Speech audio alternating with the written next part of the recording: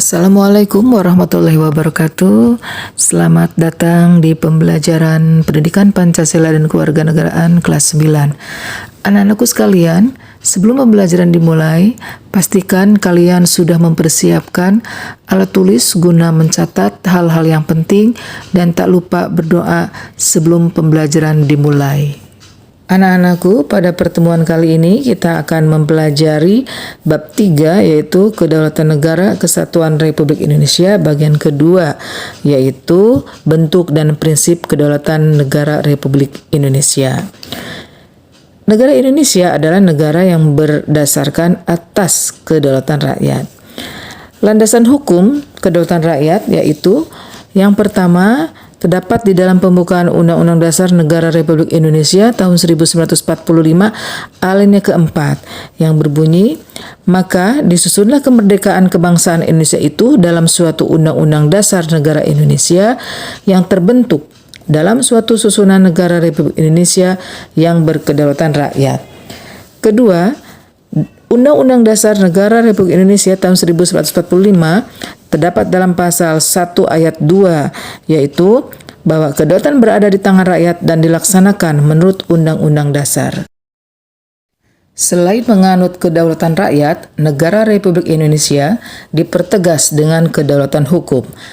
Dalam Undang-Undang Dasar Negara Republik Indonesia dinyatakan dalam pasal 1 ayat 3 Undang-Undang Dasar 1945 yang menyatakan negara Indonesia adalah negara hukum.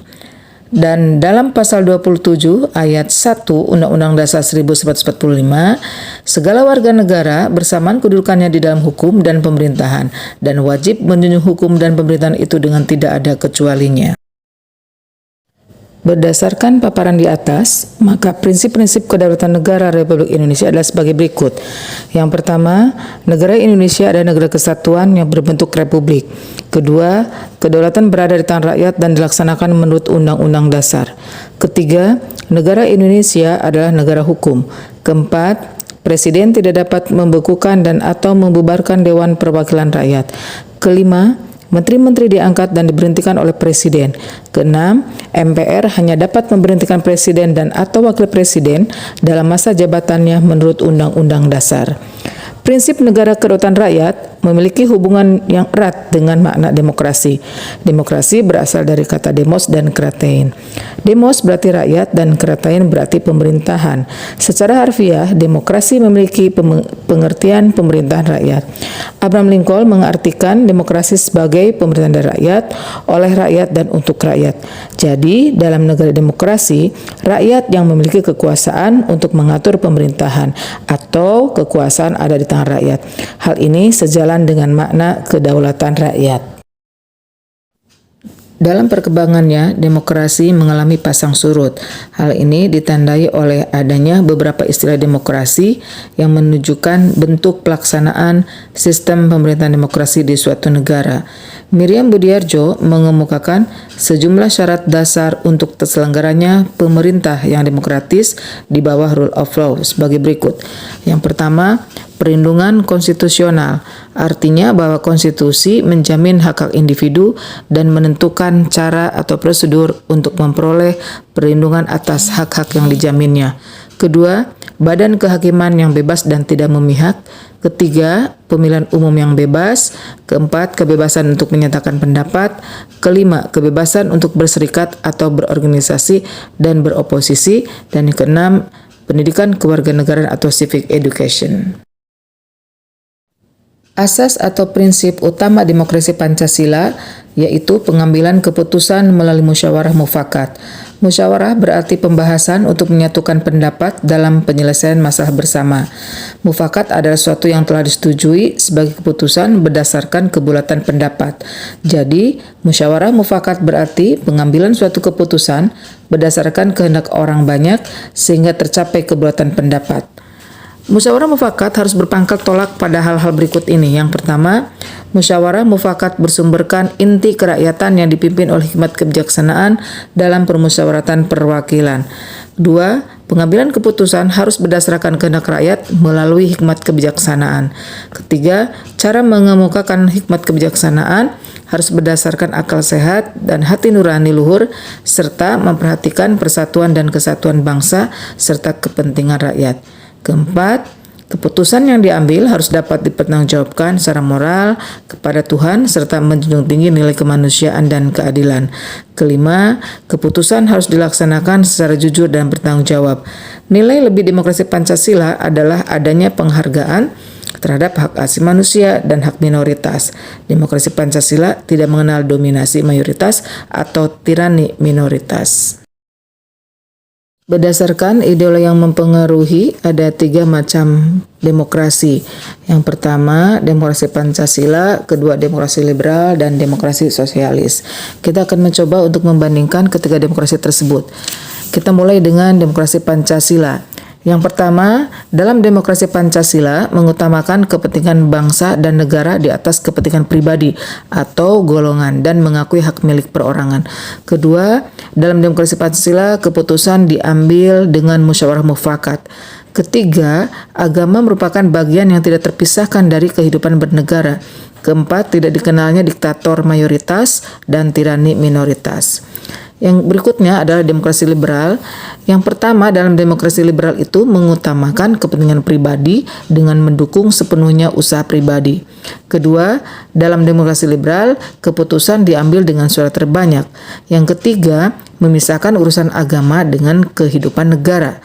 Yang keempat, keputusan ditentukan oleh kesepakatan individu sebagai warga negaranya. Yang ketiga ada demokrasi sosialis. Yang pertama, bahwa dalam demokrasi sosialis itu mengutamakan kepentingan bersama dengan mengabaikan kepentingan pribadi. Kedua, dalam demokrasi sosialis keputusan diambil berdasarkan kehendak mayoritas. Ketiga, tidak mengenal agama karena tidak mengakui adanya Tuhan yang Maha Esa. Dan yang keempat adalah suara mayoritas kelompok besar masyarakat yang menentukan segalanya. Pelaksanaan demokrasi di Indonesia dilakukan dengan 2 cara, yaitu langsung dan tidak langsung. Contoh pelaksanaan demokrasi langsung adalah pelaksanaan pemilihan presiden dan wakil presiden, pemilihan kepala daerah dan wakil kepala daerah, serta pemilihan kepala desa. Dengan demikian, wakil rakyat dalam pemerintahan negara Indonesia ditentukan secara langsung oleh rakyat yang telah memenuhi persyaratan, bukan oleh lembaga perwakilan rakyat. Contoh pelaksanaan demokrasi tidak langsung adalah adanya lembaga perwakilan rakyat yang bertugas untuk menyampaikan aspirasi dan amanat rakyat dalam pemerintahan. Wakil-wakil rakyat yang akan duduk di DPR, DPD, dan DPRD dipilih oleh rakyat secara langsung melalui pemilihan umum. Peranan rakyat dalam pelaksanaan demokrasi di Indonesia, yang pertama, pengisian keanggotaan MPR, karena anggota MPR terdiri atas anggota DPR dan anggota DPD sesuai dengan pasal 2 ayat 1 Undang-Undang Dasar Negara Republik Indonesia tahun 1945. Kedua, pengisian keanggotaan DPR melalui pemilu sesuai dengan pasal 19 ayat 1 Undang-Undang Dasar Negara Republik Indonesia tahun 1945. Ketiga, pengisian keanggotaan DPD sesuai dengan pasal 22C ayat 1 Undang-Undang Dasar Negara Republik Indonesia tahun 1945. Keempat, pemilihan presiden dan wakil presiden dalam satu paket pasangan secara langsung sesuai dengan pasal 6A ayat 1 Undang-Undang Dasar Negara Republik Indonesia tahun 1945. Dan yang kelima adalah pemilihan kepala daerah dan wakil kepala daerah sesuai dengan Undang-Undang Nomor 23 tahun 2014. Dalam pelaksanaan pemilihan umum, ada beberapa asas yang diterapkan berdasarkan Undang-Undang Nomor 7 Tahun 2017. Yang pertama, langsung. Asas ini berarti para pemilih diharuskan untuk memberikan suaranya secara langsung tanpa perantara dan tidak boleh diwakilkan oleh orang lain. Kedua, umum. Pemilihan umum diikuti oleh semua warga Indonesia yang telah memenuhi syarat tanpa terkecuali.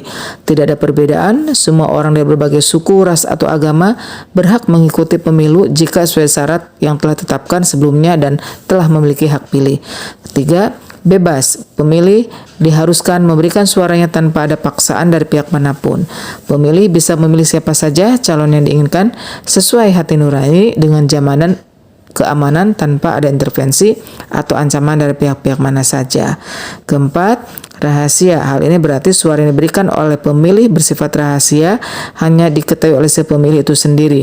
Pemilu bersifat tertutup dan privasi, di mana tidak ada yang tahu pilihan seseorang kecuali dia sendiri tanpa ada campur tangan dari orang lain.